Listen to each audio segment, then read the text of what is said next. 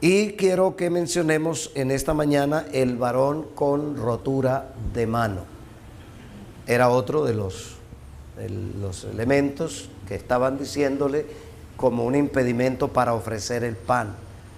El varón que tuviera rotura de mano. Una rotura en la mano o en cualquier parte del cuerpo es casi siempre un desgarre o un deterioro que manifiesta entonces una gravedad que indica un cuidado y un reposo. ¿Cierto? Uno se quiebra un bracito, se quiebra una mano, ¿y qué es lo que el médico le indica? Ahí mismo vamos a movilizarlo. Y ya no puede mover ese bracito, tiene que mantener un tiempo de reposo. Entonces, tanto los pies como las manos son indispensables para el cumplimiento de la mayoría de los trabajos cotidianos en los asuntos de Dios. Los pies, entonces, como lo hemos visto, ¿por qué motivo? Porque sostienen nuestro cuerpo, y las manos porque son las que necesitamos entonces para laborar, para las funciones diferentes de lo laboral. Entonces los pies y las manos, el Señor requiere de que estén bien fortalecidas, que estén correctamente funcionales, y eso es indispensable en lo físico, pero también en lo espiritual. Cualquiera de sus inconvenientes, tanto el pie quebrado o una mano rota, entonces decimos, impedían el desarrollo de las funciones ministeriales en el lugar santo, y en lo que estamos hablando particularmente de la presentación del pan, de la comida, la cual estamos pensando, estamos sabiendo que es una necesidad en nuestro tiempo que todos nosotros hagamos. Repartir el pan, repartir la comida espiritual. Amén. Porque estamos en un mundo hambriento, en un mundo necesitado, en un mundo sediento, pero nosotros tenemos la abundancia de la comida. Y me hace recordar al pasaje que la palabra del Señor presenta de aquellos leprosos que estaban en el sitio que Siria tenía al pueblo de Israel.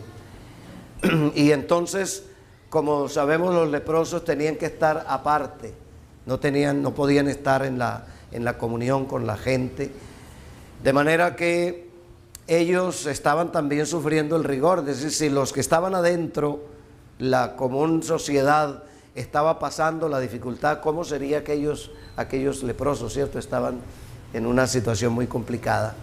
Entonces llegó un momento en el cual ellos dijeron, no, pues esto es cuestión de muerte o muerte, ni siquiera de vida o muerte, sino esto es de muerte o muerte.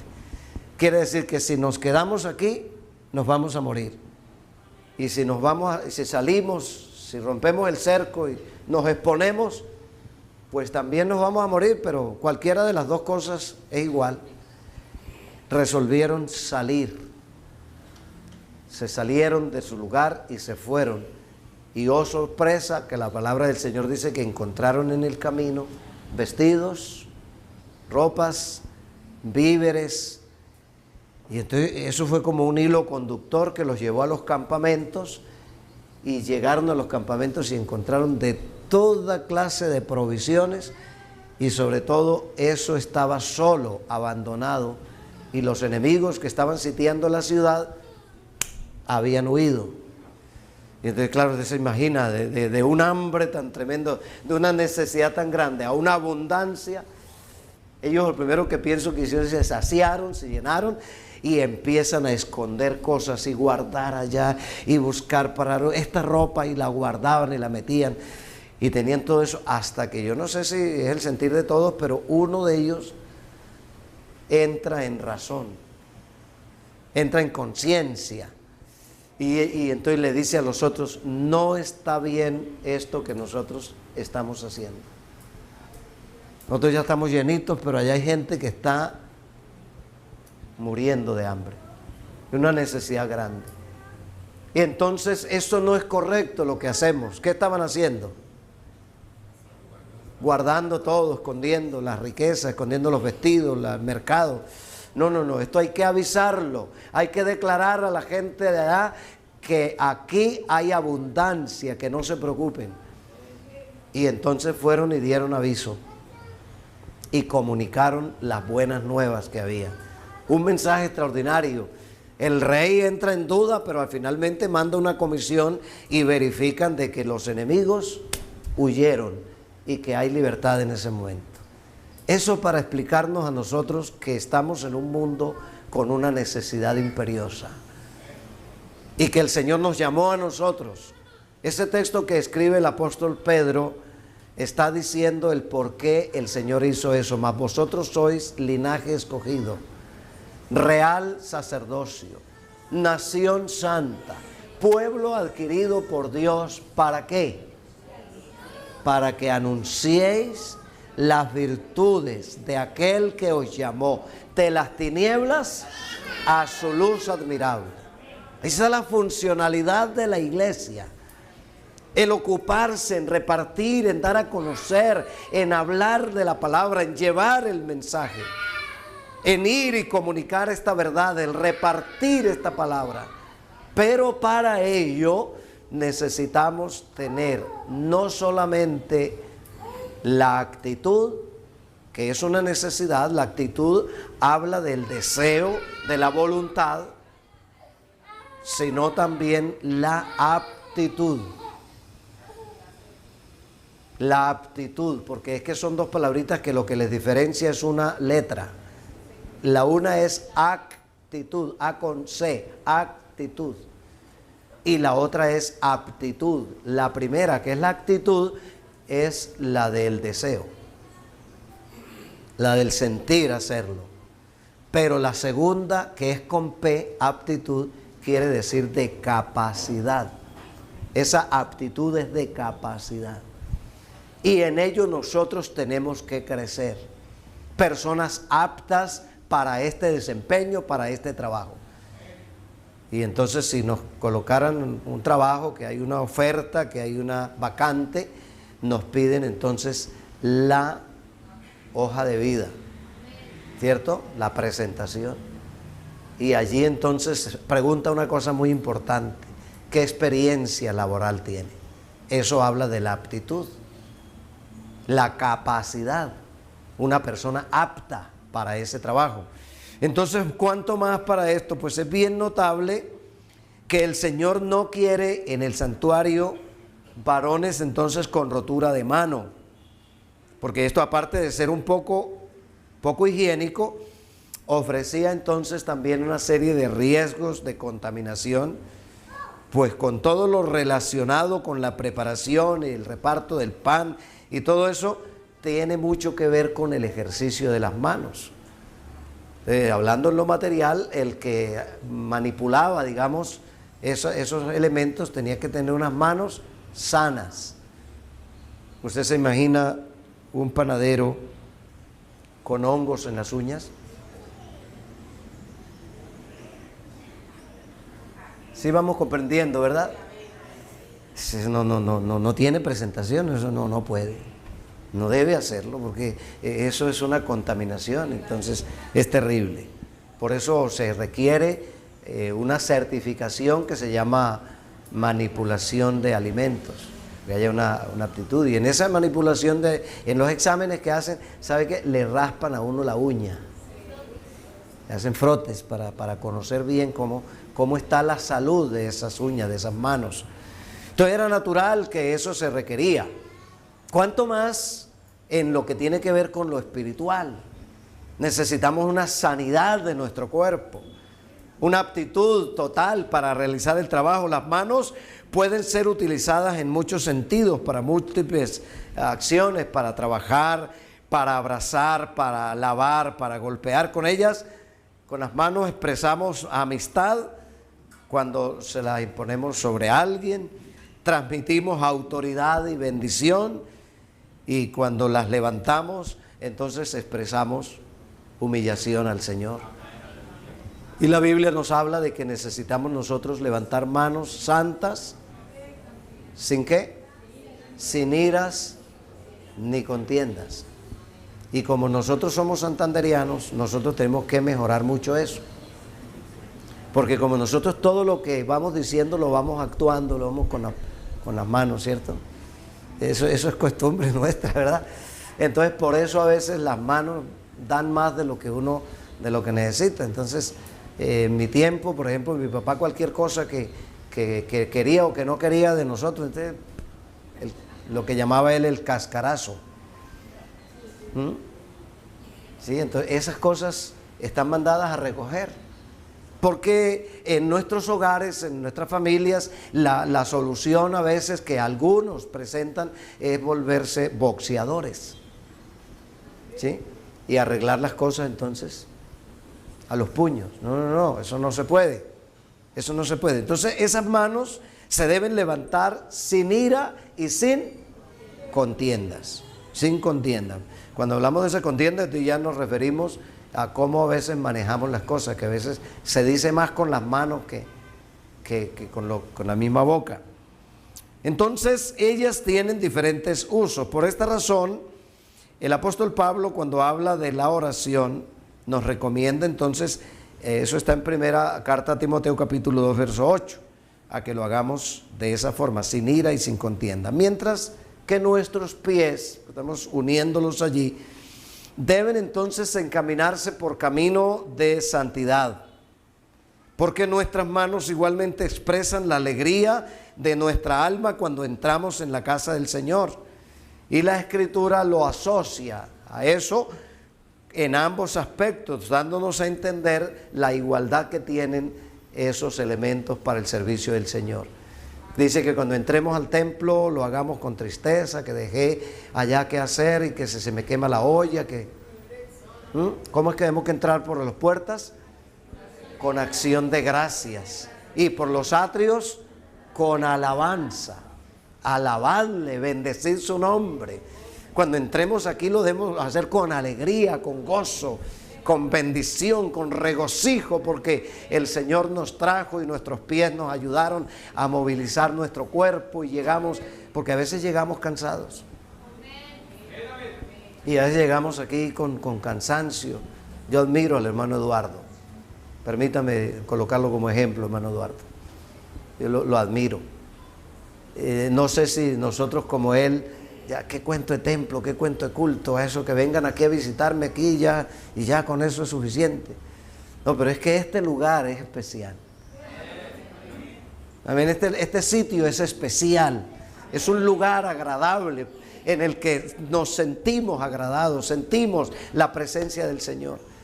Y entonces uno agradece al Señor porque le permite. Él viene con sus pies y con sus manos trabajando para traer el cuerpo y llegar y presentárselo al Señor.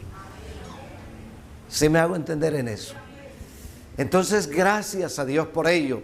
Y esos pies y esas manos se disponen.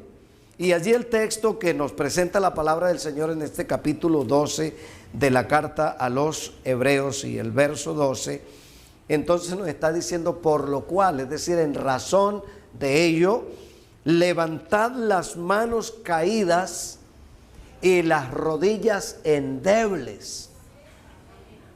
Esas manos caídas son las que como quien dice, qué cansancio, ya no puedo. Y entonces ya como que las manos se caen, y las rodillas son las rodillas que ya no se doblan para la oración. Hay un pajarito que nos da a nosotros como un modelo, como un ejemplo. Usted sabe que muchos pajaritos, o todos los pajaritos, las aves, ellos tienen una capacidad, y es que duermen agarrados del palito donde están. Vaya, hágalo usted a ver. Uno hágalo por prueba, nomás tiene algo en sus manos, la tiene ahí y se queda dormido, ¿y qué hace? Se le cae, se le suelta, porque nosotros nos destensionamos en el sueño, ¿cierto? Pero entonces es que ellos tienen, a diferencia, una característica, que tienen un músculo que cuando se duerme se cierra, ¿correcto? Y ese músculo está en las rodillas. en las rodillas. Entonces él por eso aprieta y se duerme y está ahí agarradito, no se cae. ¿Por qué? Porque sus músculos le indican firmeza. Y yo pienso que bueno nosotros aprender eso, ¿no? El secreto está ¿dónde? Las rodillas. Entonces cuando las rodillas del pajarito se doblan, le dan estabilidad y seguridad aunque esté dormido. Eso es lo que debe ser la vida cristiana de nosotros. Esas rodillas que se doblan. Y aquí está diciendo, por lo tanto, entonces, fortalecer, levantad las manos caídas y las rodillas que se paralizaron, que ya no se doblan. Esas rodillas, entonces hay que levantarlas y hay que ponerlas al servicio del Señor. Y luego dice, y haced sendas derechas para vuestros pies, para que lo cojo no se salga del camino, sino que sea sanado. Lo cojo es eso que anda en nosotros así como reguleres. Lo cojo es eso que no nos deja a nosotros así como andar bien. Y en el campo de la arriería, los arrieros tienen unas prácticas que a veces uno lo ponen a pensar. La carga en la mula debe ir balanceada. Y si son 5 arrobas en un costal, en el otro tienen que ir 5 arrobas también. ¿Sí? Para que vaya equilibrada la carga y el animal ande bien. Donde una de esas cargas esté más pesada, por ese lado se va el equilibrio del animal. Y hay pasos, caminos en los que el animal anda al borde del abismo. Entonces piense si ese camino, entonces la carga le está pesando más para allá. Entonces, ¿sabe qué hacen ellos? Eso se necesita tener una táctica para amarrar los pultos de forma de que no se vaya uno para el otro, aunque tengan el mismo peso. Entonces ellos cuando ven que hay uno que está por allá, le ponen una piedra en el lado opuesto para equilibrar. Por eso pienso, no sé si eso es correcto, pero él lo que en sí está buscando es que haya ese equilibrio, ¿cierto? Que no pese un costal más que el otro. Luego cuando ya pasan esos lugares difíciles, entonces acomodan la carga, la aflojan, la balancean, la acomodan y vuelven otra vez y aprietan el cinchón del animal, el cinturón. Y eso tiene una coordinación. Pues la palabra del Señor nos habla a nosotros, porque eso cojo es lo faltante, eso que está allí es lo que hace peligro que se vaya, porque donde se vaya al abismo se pierde, como dicen en mi tierra, hacha, calabazo y miel. Se pierde el animal, se pierde la carga y se pierde todo.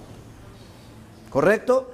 Entonces el apóstol nos habla a nosotros de esa forma, por lo cual levantad las manos caídas y las rodillas paralizadas y haced sendas derechas para vuestros pies. Amén, sendas derechas, caminos derechos para vuestros pies, para que lo cojo no se salga del camino, sino que sea sanado. Es decir, eso que anda en nosotros medio, hay que organizarlo.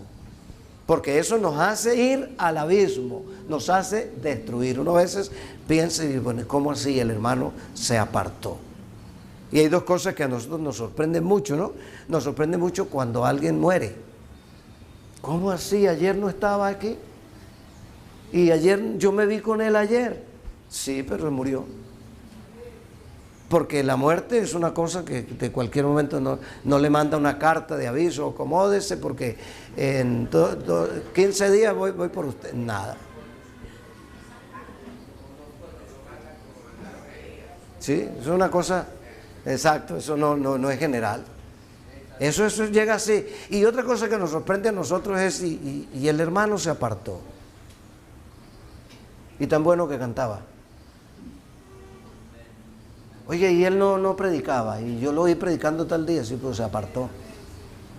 Y entonces uno dice, ¿y eso por qué? Como que no se explica uno, ni lo uno ni lo otro, ¿verdad? ¿Y por qué murió? Pues claro, pues es que todos estamos destinados para eso. Pero como que no lo asimila uno mucho. ¿Y por qué se apartó? Pero resulta que solo Dios sabe qué tenía él en su vida que lo hizo apartar del camino. Ajá, la cojera que no se le veía. No se le veía eso, esa cojera espiritual. No se le notaba. Entonces el Señor nos habla a nosotros que eso hay que ser sanado. Esa deficiencia tiene que suplirse. Esa condición que nos lleva a nosotros al abismo tiene que ser mejorada para que lo cojo no se salga del camino, sino que sea sanado. Por lo tanto, el ministro y el servidor somos y debemos ser los primeros que estamos llamados a tener manos santas. Gloria al Señor Jesús, porque estamos hablando del repartir el pan. Y hablamos del pan material, ¿o cuál pan? El espiritual. Entonces debemos tener esas manos santas, sin iras, sin contienda, levantarlas como más bien en una expresión de alegría, para darle al Señor la alabanza, para darle al Señor la gloria y la honra. Y que cuando nos tope la muerte a nosotros, nos sorprenda la muerte, ojalá que todo el mundo diga, y ahí no estaba cantando. Oye, y no estaba alabando al Señor, y no estaba glorificando a Dios, y no estaba hablando de la palabra. Ojalá que nos coja así. Porque el Señor dijo que bienaventurado el siervo cuyo Señor cuando venga lo halle así, ocupado. Lo halle ocupado en lo que lo puso a hacer en el servicio. Entonces, el Salmo número 24, el versículo 3, nos dice, ¿quién subirá al monte de Jehová? Mire por qué es necesario esto. Está diciendo, ¿quién subirá al monte de Jehová? ¿Y quién estará en su lugar santo? Son unos interrogantes bastante fuertes, bastante interesantes, importantes. ¿Quién subirá al monte del Señor? ¿Y quién estará en el lugar santo? Y el siguiente versículo está diciendo, el limpio de manos y puro de corazón. Gloria a Dios. El que no ha elevado su alma a cosas vanas, ni jurado con engaño. Y él dice, el siguiente dice, él recibirá la bendición de Jehová y justicia del Dios de salvación. Y a renglón seguido dice, tal es la generación de los que le buscan, de los que buscan su rostro. Tal es la generación, así tiene que ser esa generación. Entonces, manos limpias. Manos limpias. Como es un vistazo nada más, pasamos a mirar lo que es el varón jorobado. Amén. El varón jorobado. Es bien interesante saber entonces que la joroba es una enfermedad que se produce en el cuerpo de una persona por la torcedura de la columna vertebral, siendo por tal motivo un cuerpo contrahecho o conocido como giboso, es decir, la torcedura de la columna. Miramos este aspecto desde el punto de vista anatómico y entonces entendemos que la columna vertebral es el conjunto de huesos que se disponen en la parte posterior del tronco, siendo la base indispensable y absoluta para el sostenimiento del cuerpo, es la estructura que le da la estabilidad al cuerpo. Es una parte del esqueleto axial y se extiende desde la base del cráneo hasta el vértice del coxis. La médula espinal recorre el centro de la columna. La columna vertebral se divide en 5 regiones y consta de 33 vértebras unidas entre sí por ligamentos y articulaciones. Es un elemento importantísimo, ¿no? La columna vertebral. Es una parte esencial en la vida de nosotros y gracias a Dios por nuestra columna. No podía entonces una persona que tuviera este tipo de deformación, es decir, que no correspondiera a esa formación original, ofrecer el pan de Dios en el lugar santo. Lo cual nos hace entender que quienes cumplían este servicio debían ser hombres que pudieran o que puedan ponerse firmes sobre sus pies. Es decir, se requería que fueran personas firmes, de estabilidad, y poder mirar con facilidad todas las cosas que están arriba. Poder mirar hacia lo alto, hacia los lados. Eso no lo podía hacer quien tuviera la columna inclinada. Por allá se acuerda usted que el Señor entró en el templo, alguna sinagoga, y había una mujer encorvada, ¿cierto? Tenía muchos años encorvada. Entonces el Señor miró la necesidad tan profunda de esa mujer y la tocó y la sanó de aquello. Y enseguida que el Señor hizo eso, ella se levantó. Y yo me imagino la percepción de ella mirando, poder ver el color azul del cielo, de poder ver las estrellas, de poder ver el firmamento, cosa que había estado impedida durante muchos años, mirando solamente hacia el piso. La Biblia dice que los cielos cuentan la gloria de Dios y el firmamento anuncia la obra de sus manos. Entonces, por eso ese milagro tan hermoso que el Señor hizo en esa mujer, indicando la necesidad de poder tener el privilegio de ver todas las cosas, de poder mirar desde lo alto. En el sentido figurado, la columna es la persona o cosa que nos sirve de apoyo. Columna es lo que está sosteniendo.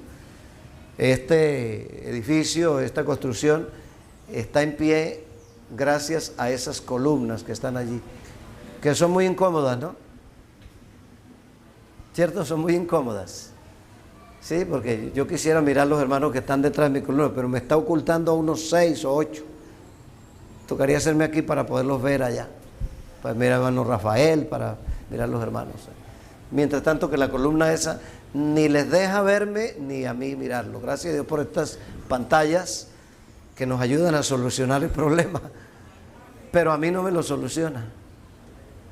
A mí no me lo soluciona. Yo siempre sigo con el problema. Tengo una cantidad de hermanos cubiertos acá, otros allá, otros allá.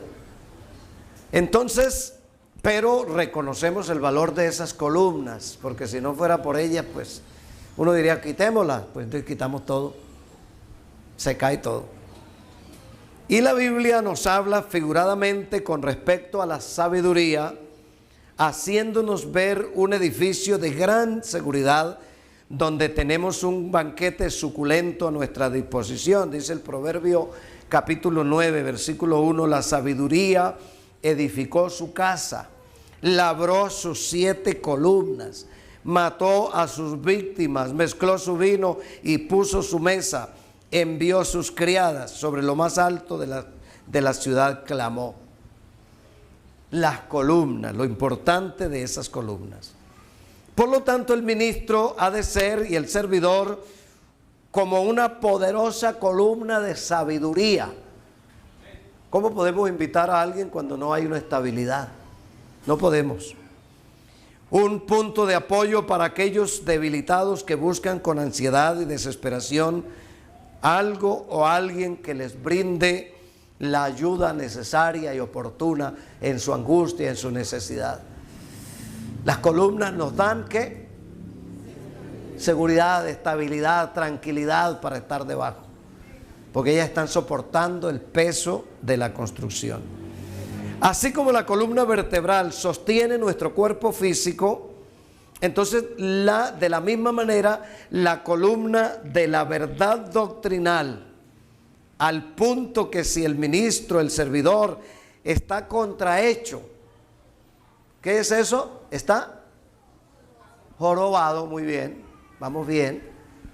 Esa persona está contrahecha, está diferente de lo natural respecto a su fe o a su conocimiento doctrinal. Nada podrá hacer por aquellos hambrientos que buscan con ansiedad ser saciados de la palabra de Dios. Recordemos que el Señor dijo: las palabras que yo os he hablado son espíritu y son vida. Son vida. Entonces allí estriba precisamente la importancia del expositor de la palabra, de esa persona que lleva el mensaje, que transmite el mensaje. ¿Usted cree que esto es un trabajo de uno solo? No. Esto es una labor mancomunada del que sale, del que lleva el mensaje allá, del que hace el culto en la plaza, del que predica el evangelio en un barrio, del que va a visitar al otro, del que le habla la palabra a las personas. Pero ¿cómo podrá hablar un jorobado de algo de rectitud? No lo podrá hacer. Entonces tiene que ser una persona convencida de la doctrina, con seguridad, con estabilidad precisamente en el conocimiento del Señor. Los contrahechos doctrinales, es decir, las jibas doctrinales o los probados en la doctrina, no podrán ser aptos para repartir el pan del Señor. Pues créanlo, hermano, creámoslo, hacen daño. Lo harán de manera torcida, no traerán edificación correcta ni bendición al pueblo de Dios. Hay mucha gente que hoy, como la palabra pues es común en muchas personas, entonces ahora encontramos muchas personas diciendo: eso es lo mismo en cualquier lado. Y allá pues ellos no tienen la misma doctrina, pero no, es que allá también predican la palabra. Hoy se tiene ese problema, es serio, inclusive entre nosotros mismos. Ahora con la virtualidad se agravó más todavía. Con la virtualidad ahora ya no hay selección. Se ha perdido la capacidad selectiva de la palabra. Y entonces, como las redes se encargan de repartir de todo, las redes son buenas, son la información, pero son un medio que mal usado es un veneno terrible. Y hoy en día por las redes desvirtúan a una persona facilito. Acaban con una persona hasta el punto de que hay personas que se han suicidado por alguna información en las redes. ¿Comprenden eso?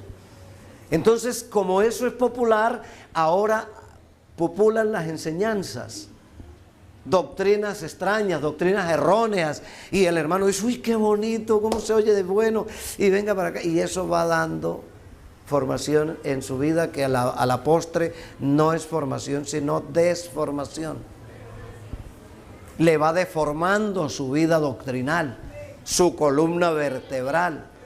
Y en esto necesitamos nosotros hacer hincapié, porque mire lo que la palabra del Señor, si queremos nosotros eliminar completamente la joroba espiritual, tenemos entonces que permitirle al Señor que obre en nosotros poderosamente, que nos interese todo lo que tengamos que está mal, que Él nos lo enderece, que Él nos forme realmente a nosotros, para que podamos entonces realmente ser aptos para la exposición, para repartir, para anunciar, para declarar lo que el Señor nos ha dicho. Dice en Apocalipsis capítulo 13, el versículo 12, al que venciere.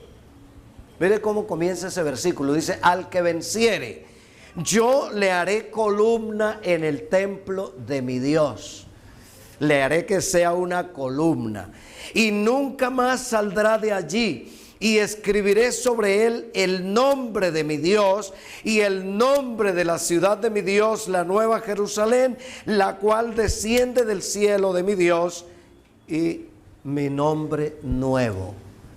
Mire que el Señor esculpe, el Señor imprime en la vida de esa persona las cosas elementales. Lo hace columna del templo. Amén.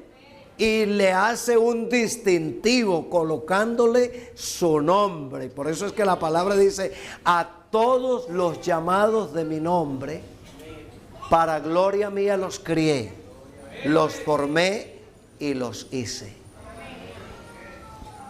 ¿Qué dice la Biblia? Conoce el Señor a los que son suyos y apártese de iniquidad todo aquel que invoca el nombre de Cristo. Él los conoce. Me gustó una frase que escuché en la convención. Hay muchos que conocen a Dios, pero que lamentablemente no son conocidos de Dios. Y eso es una realidad, porque vendrá un día en que muchos le dirán: Señor, pero tú predicaste en nuestras plazas, nosotros en tu nombre echamos demonios afuera, hicimos sanidades, esto y lo otro, pero ¿qué les dice el Señor? Yo no los conozco. ¿Comprenden? No los conozco. Entonces es más importante que Él nos conozca a nosotros.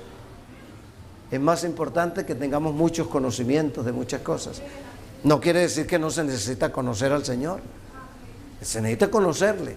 Pero fíjese usted que es muy importante que el Señor nos conozca a nosotros. Que Él diga: yo tengo una persona allá en tal barrio, en tal sector, en tal... Ese me sirve. Porque Él dice: mis ojos pondré en los fieles de la tierra, para que estén conmigo. Y el que anduviere en el camino de la perfección, este me servirá. Entonces, si Él pone los ojos en nosotros, ¿qué encuentra Él en nuestra vida, hermano? Alabanzas a Dios. Aleluya. Gloria a Dios. Y de allí entonces la importancia, la necesidad de que aprendamos cada día a conducirnos de la mejor manera en el templo, en la casa del Señor, andando con rectitud. Y entonces veremos cómo muchos se nos acercarán con confianza, buscando ese alimento espiritual que los sacie, que los guíe, que los oriente. Hoy más que nunca necesitamos esa clase de gente, ese talante de personas, que la gente pueda decir: tengo una necesidad, voy donde el vecino. Tengo una situación, yo sé a quién buscar, y no están buscando por allá otro, al brujo, al callejero. No, usted se ha dado cuenta cuando una persona tiene un enfermo, el vecino, la vecina tiene un enfermo, ni siquiera le gusta el evangelio. Usted lo ha invitado, le ha dicho: vamos al culto, y no, yo no. Pero cuando tiene un enfermo, ¿qué pasa? Ay, vecino, por favor, pida oración allá. Vecino, ore, ¿será que usted puede ir a mi casa a orar? Porque ellos saben lo que hay en la vida suya. Ellos saben lo que usted tiene. Ellos lo conocen, ellos también son inteligentes. Créanlo, ellos también son inteligentes. Ellos saben lo que hay en usted. Porque ellos conocen lo que el Señor ha hecho en su vida. Porque ustedes son el modelo, son la muestra, son la luz. Eso el Señor nos puso para que fuéramos luz. Entonces, cuando ellos vengan a buscar, que encuentren realmente lo que hay. Que encuentren en nosotros ese pozo de sabiduría, de entendimiento, de bendición, de rectitud, ese temor del Señor. Y ellos van a buscarlo precisamente. Es lo que dice el apóstol Pablo en la primera carta a Timoteo, el capítulo 3, el verso 14. Esto te escribo, aunque tengo la esperanza de ir pronto a verte. ¿Sabe que yo cuando leo este texto, yo no solamente leo al apóstol Pablo, yo leo al Señor? Porque sé que el Señor inspiró a este hombre para que nos dijera algo que no solamente no se quedara para esos días allá, sino que fuera para una práctica hoy. Y entonces está diciendo: estas cosas te escribo, esto te escribo, aunque tengo la esperanza de ir pronto a verte. Pablo se lo escribe a Timoteo, pero yo lo leo del Señor, que me lo escribe a mí. Dice: aunque tengo la esperanza de ir pronto a verte. El siguiente versículo que dice, para que, si tardo, es decir, si me demoro un poquito más, entonces sepas que cómo debes conducirte en la casa de Dios. Porque estamos en la casa de Dios. Y cuando me refiero a la casa de Dios, no es estas paredes. Cuando me refiero a esto aquí es el lugar donde se reúne la iglesia. Pero no está hablando solamente de este lugar. Está hablando de nuestra vida, de lo que es la iglesia, de lo que somos, ese cuerpo precioso del Señor, para que si tardo sepas cómo debes conducirte en la casa de Dios. Porque es que nosotros tenemos una responsabilidad con nuestra vida, con nuestro cuerpo, este cuerpo no es nuestro cuerpo, es el templo del Espíritu Santo. Entonces dice, ¿cómo debes conducirte en la casa de Dios? Oiga lo que sigue diciendo, que es la iglesia del Dios viviente. Y si nota cómo la llama a esa iglesia, la llama columna y baluarte de la verdad. Columna es lo que soporta, lo que sostiene. Y por eso en esta mañana podemos ir culminando esta enseñanza. En esa aptitud, en esa capacidad de nuestra columna vertebral, de nuestros pies, de nuestras manos, de nuestros ojos. Amén. Que nuestros pies, nuestras manos, nuestra vida toda, el Señor hizo una obra muy grande con nosotros para salvarnos, para rescatarnos e incorporarnos a su pueblo, a esa iglesia que Él compró, esa iglesia que le costó tan caro como oíamos anoche. Alabanzas al nombre de Jesús. Gloria a Dios, y que nos ha hecho a nosotros columna y baluarte de la verdad. Nos ha hecho ese soporte, y entonces yo puedo sentir en esta mañana que Él nos está diciendo, esto les escribo, aunque tengo la esperanza de ir pronto a verte. Porque yo sé que el Señor tiene una esperanza también. Él quiere, Él anhela ese momento de ese encuentro del novio con su novia. No ve usted en las ceremonias de matrimonio, el muchacho está aquí en el altar y está, mira así y mira así, y él no sabe ni por dónde va a llegar la novia. Él está con una preocupación y esos ojitos le brillan. Y mira por un lado a ese momento, y cuando la ve entrar por allá, que los hermanos aplauden y que suena esa marcha anuncial, eso enseguida, ese momento no lo cambia él por nada. Amén. Y yo creo que el Señor también le sucede lo mismo. Él anhela ese momento de encontrarse con su amada, con la que le costó tan caro, con la que recibió ese pago. Aleluya, aleluya. Y Él es como si me lo estuviera diciendo, aunque tengo la esperanza de ir pronto a verte. Aleluya. Para que si tarda un poco, sepas cómo debes conducirte en la casa de Dios, que es la iglesia del Dios viviente, columna y baluarte de la verdad. Hermanos amados, hermanos queridos, valoremos el privilegio que el Señor nos dio a nosotros. Y cuando usted, sépalo, usted que está recién llegado a la iglesia, que está llegando al camino del Señor, vea, cuando el Señor colocó sus ojos en usted, en medio de una multitud perversa, maligna, una multitud inmensa, y usted dígale, Señor, gracias, porque en medio de semejante muchedumbre tú me escogiste a mí.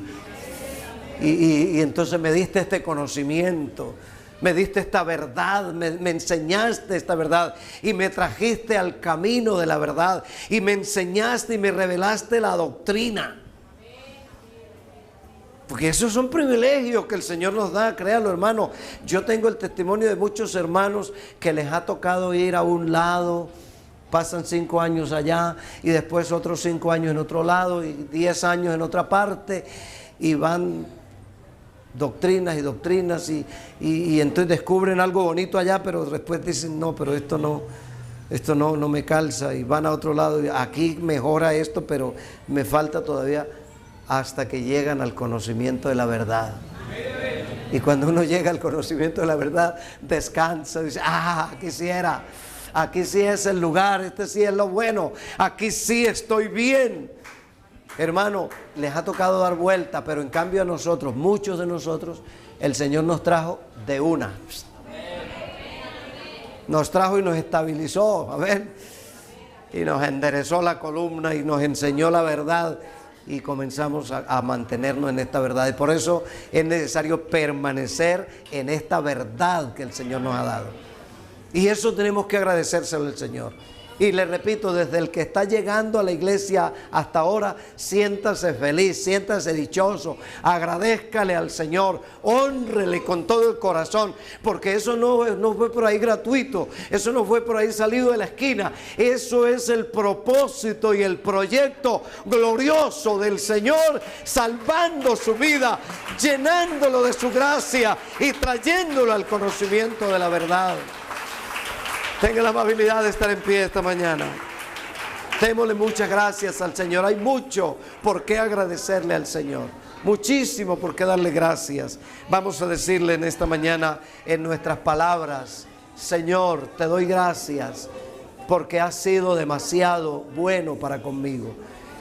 Y vamos a disponernos, hermano. El objetivo de esta enseñanza es que nos dispongamos a ir soltándonos de cosas y permitiéndole al Señor que Él nos arregle, nos perfeccione. Estamos en el camino de la perfección, y que Él mejore nuestra visión, y que Él mejore nuestros sentidos, nuestra capacidad de palpar, de agarrar, de sostener, que Él nos afirme, que Él afiance nuestra vida, que Él sea en mi vida esa columna vertebral, esa estabilidad de mi vida espiritual. Gloria a Dios, porque solamente así podemos permanecer hasta el fin. Y que si hay algo que está cojeando en la vida de nosotros, vamos a decirle al Señor: arráncalo, quítalo, saca de mi vida lo que sea, porque necesito llegar íntegro a tu presencia y vivir aquí íntegro para ti. Soberano Dios y Padre Santo, muchas gracias, Señor, infinitas gracias te damos. Esta mañana que nos tienes acá, amado Señor, sea glorificado tu santo nombre. Jesús, yo te exalto a ti porque eres bueno, porque para siempre, Dios, es tu misericordia y tu fidelidad.